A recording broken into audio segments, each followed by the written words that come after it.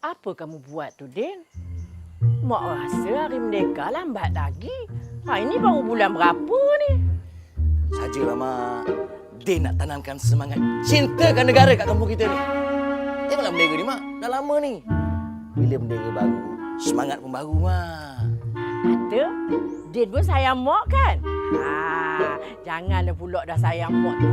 Din tanam juga mak. Dah tu. Mak ni takkanlah dia buat macam tu, Mak. Mak, Din lagi kampung sebelah pula.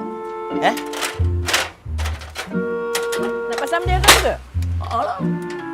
Hop.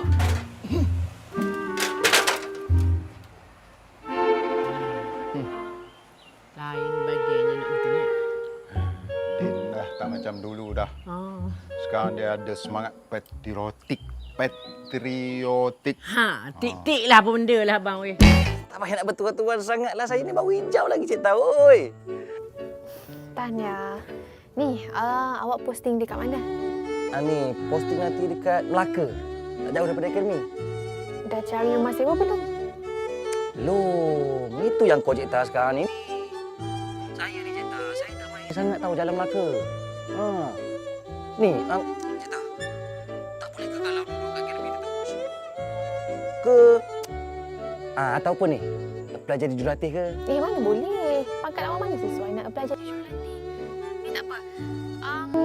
Okey, nanti saya tanya kawan saya yang kerja dekat JBJ Melaka. Kalau rumah sewa dia ada bilik kosong. Kalau ada, saya beritahu awak. Senang sikit saya nak pantau pergerakan awak. Okey. Kalau macam tu, terima kasih banyak-banyak cerita.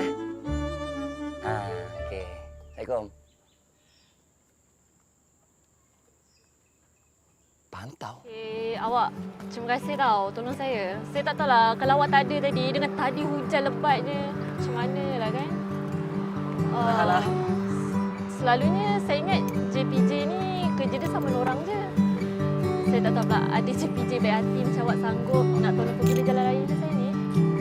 Awak kejap Kejap.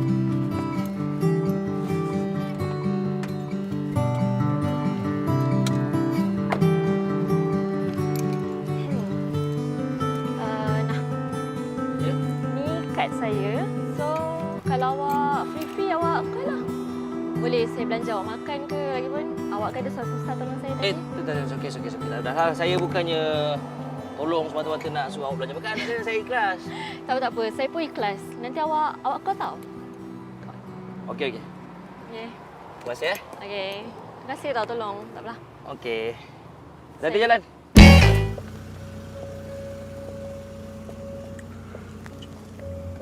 Sam, temenung jauh, fikirkan apa? Fikirkan saya ataupun fikirkan tentang kerja? Ataupun awak fikirkan tentang perkahwinan kita ni? Tiga-tiga. Saya fikir pasal awak, pasal kerja, pasal kita. Mak awak dah boleh terima saya ke? Sam, walau apa pun jadi, saya akan pertahankan pertunangan kita ni. Dan kita kahwin.